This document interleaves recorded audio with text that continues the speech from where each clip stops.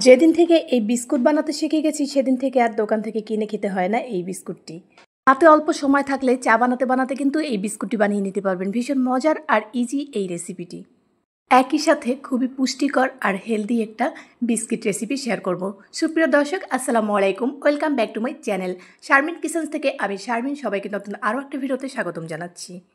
আজকে আমি ভীষণ মজার একটা বিস্কিট রেসিপি শেয়ার করব আর আশা করি এই রেসিপিটি তোমাদের কাছে অনেক বেশি ভালো লাগবে। রেসিপি ভালো লাগলে অবশ্যই চ্যানেলটির সাথেই থাকবে। তো প্রথমে মিক্সিং বলে নিয়ে নিচ্ছি আমি একটা ডিমটা থেকে আমি কুসুমটাকে আলাদা করে নেব। কুসুমটাকে আলাদাভাবে তুলে রাখছি। তো এখন আমি এখানে দিয়ে দেব পরিমাণ মতন তেল। দিয়ে দিলাম আমি এখানে হাফ কাপ পরিমাণ। আমি এখানে রান্নার রেগুলার তেল ব্যবহার করেছি। আর চিনিও দিয়ে দিলাম আমি হাফ কাপের একটুখানি বেশি। তো চিনিটা অবশ্যই আপনাদের টেস্ট অনুযায়ী দেবেন, বেশি বা কম দিতে পারেন। তারপর কিন্তু খুব ভালোভাবে চিনি আর তেল আর ডিমটা কিন্তু মিশিয়ে নিতে হবে। ডিমের সাদা অংশটা মিশিয়ে নিতে হবে। তো একদম সাদা সাদা হয়ে গেলে আর চিনিটা একদম সম্পূর্ণ গলে গেলে তারপর কিন্তু এটা ফেটানো বন্ধ করতে হবে। তার আগ পর্যন্ত কিন্তু ভালোভাবে ফেটিয়ে নিতে হবে। তো আমি কিন্তু ফেটিয়ে নিয়েছি খুব ভালোভাবে। এখন আমি এখানে ময়দা দিয়ে দিলাম 1 কাপ পরিমাণ। তো আরও 1 কাপ দিয়ে দেবো আমি। এখানে 2 কাপ পরিমাণের ময়দা দিয়ে দিচ্ছি।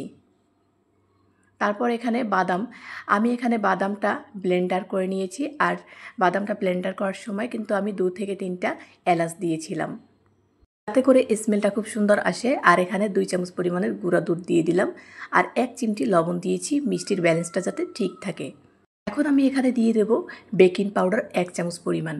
আর এখানে আমি চীনা বাদামটা নিয়েছি। আপনারা যে কোনো বাদাম এখানে গুঁড়ো করে দিয়ে দিতে পারেন। বাদামটা কিন্তু আগে থেকে আমি একটু ভেজে নিয়েছিলাম, তারপরে ব্লেন্ডার করে নিয়েছিলাম। তো এখন খুব ভালোভাবে মিশিয়ে নেব। এখানে কিন্তু কোনো পানি বা কোনো কিছুই দিতে হবে না, বা লিকুইড দুধ কোনো কিছুই দিতে হবে না, এমনিতেই মেখে নিলে হবে। তো আমার কাছে মনে হচ্ছে আর একটু ময়দা লাগবে। আমি আর একটু ময়দা দিয়ে এটাকে ভালোভাবে মেখে নিচ্ছি। ডোটা কিন্তু মোটামুটি একটু শক্ত একটু ডো হবে, খুব বেশি নরম ডোর দরকার নেই। কিছুক্ষণ রেস্টে রেখে দেবো। আমি 10 থেকে 15 মিনিটের মতন রেস্টে রেখে দিয়েছিলাম। এখন একটা প্লেটে আমি কিন্তু তেল ব্রাশ করে নিয়েছি। তারপরে এখন কিন্তু আমি চেক করে নিচ্ছি। দেখো নরমটা কিন্তু একদম ঠিক আছে, পারফেক্ট, বেশি নরম হয়নি। তো এখন হাতে একটু তেল লাগিয়ে নেব। তেল লাগিয়ে তারপরে আমি বিস্কুটগুলোর শেপ দিয়ে দেব। তো যে কোনো শেপে এই বিস্কুটগুলোকে তৈরি করে নিতে পারেন। আমি কিন্তু গোল গোল শেপ দিয়ে বানিয়ে নিচ্ছি। এটাই সবচেয়ে সহজ পদ্ধতি। ঝটপট বানাতে চাইলে এরকম গোল করে বানিয়ে নিলেই হয়ে যাবে। তো আমি একই প্রসেসে সব বিস্কুটগুলোকে কিন্তু একইভাবে তৈরি করে নেব। এই বিস্কুটটা আমি যতবারই বানিয়েছি বাসার সবাই অনেক বেশি প্রশংসা করেছে, বাচ্চারাও অনেক পছন্দ করেছে। আর এই বিস্কুটটা বানানো শেখার পর থেকে কিন্তু বিস্কুটটার দোকান থেকে কিনে খেতে হয় না, এতটা মজার হয় আর সময় কম লাগে। তার জন্য যখন খুশি তখনই কিন্তু এই বিস্কুটটা তৈরি করে নিতে পারি। আর এই বিস্কুটটা বানিয়ে কিন্তু 1 মাসের মতন বাহিরে রেখেই সংরক্ষণ করতে পারবেন। আর ফ্রিজে রেখে আপনারা কমপক্ষে 2 থেকে 3 মাস এই বিস্কুটটা খেতে পারবেন। তাহলে আপনারা একবার বেশি করে বানিয়ে কিন্তু এটা সংরক্ষণ করে রেখেও খেতে পারেন। যে কোনো কাচের জারে এই বিস্কুটটি সংরক্ষণ করে রাখতে পারেন। তো এরকম আমি সবগুলো বানিয়ে নিয়েছি। আরও কিছু রয়েছে, তো সেগুলো আমি পরবর্তীতে বানিয়ে নেব। এখন আমি বিস্কুটটা সুন্দর দেখানোর জন্য উপর থেকে একটু দাগ কেটে নেব। আমি একটা ছুরির সাহায্যে এই দাগগুলো কেটে নিচ্ছি। তোমরা চাইলে যে কোনো ডিজাইন করে নিতে পারো, অথবা ডিজাইন ছাড়াও এরকম রেখে দিতে পারো, সেটাও ভালো লাগবে। তো আমি একটু দাগ কেটে নিচ্ছি। ছুরি দিয়ে এরকম দাগ কেটে নেওয়া কিন্তু খুবই সহজ। দেখো, দেখেই বুঝতে পারছো হয়তোবা, খুবই ইজিভাবে আমি কিন্তু এই দাগগুলো কেটে নিচ্ছি। আর এই বিস্কুটগুলো যেহেতু বানানোর পরে অনেক ফুলে যায়, সেজন্য আমি কিন্তু একটু ফাঁকা ফাঁকা রেখেছি। তোমরা হয়তো বা প্রশ্ন করতে পারো যে এটা ফাঁকা কেন রেখেছো। তো আমি কিন্তু এই জন্যই ফাঁকা রেখেছি। বিস্কুটগুলো কিন্তু ফুলে ডাবল হয়ে যায় বানানোর পরে। এখন আমি যে কুসুমটা রেখেছিলাম ডিমের, সেই কুসুমটা কিন্তু এখন একটু ফেটিয়ে নেব। তারপরে একটা ব্রাশের সাহায্যে আমি এই বিস্কুটের উপর দিয়ে দেব। বিস্কুটের উপর এই কুসুমটা দেওয়ার ফলে কালারটা কিন্তু খুব সুন্দর আসবে আর খেতেও অনেক মজার হবে। একদম বেকারির মতন এই বিস্কুটটা কিন্তু তৈরি হয়ে যাবে। দেখতেও কিন্তু সেরকম আকর্ষণীয় লাগবে। আর তোমরা চাইলে এটা কিন্তু ওভেনে বেক করতে পারো। ওভেনে ক্ষেত্রে তোমরা কি করতে পারো, 20 থেকে 30 মিনিটের মতন রেখে দিতে পারো 180 ডিগ্রি সেলসিয়াস তাপমাত্রায়।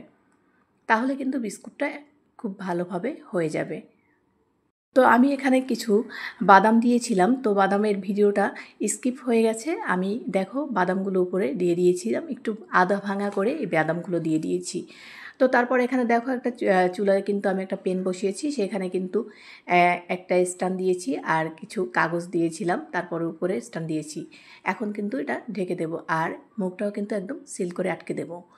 তো কিছুক্ষণ এটাকে 10 থেকে 20 মিনিটের মতন একদম লো হিটে জাল করে নিয়েছিলাম। তারপর দেখো এখন আমি চেক করে নিচ্ছি, বিস্কুটগুলো কিন্তু নিজে থেকেই উঠে যাচ্ছে। যেহেতু আমি তেল ব্রাশ করে নিয়েছিলাম নিচে, সেজন্য কিন্তু বিস্কুটগুলো এমনিতেই উঠে যাচ্ছে।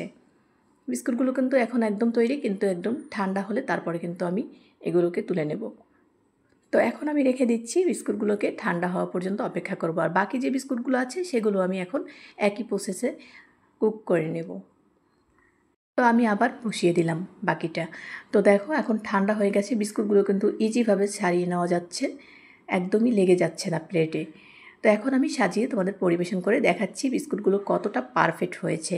বেকারি স্টাইলের এই বিস্কুটগুলো কিন্তু যখন খুশি তখন তোমরাও এরকম বানিয়ে নিতে পারো।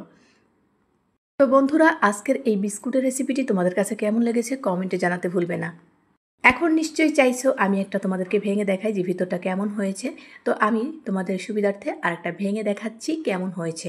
বিস্কুটটা দেখো ভিতরটা কতটা পারফেক্ট হয়েছে, আর খেতে অসম্ভব মজার ছিল। যেহেতু আমি বাদাম আর এখানে এলাচের গুঁড়া দিয়েছিলাম, বাদাম আর এলাচের জন্য বিস্কুটটা আরও বেশি মজার হয়েছিল। হয়ে গেল আমার মজাদার বিস্কুট রেসিপি। ভিডিওটি কেমন লেগেছে কমেন্ট করতে জানাতে ভুলবে না।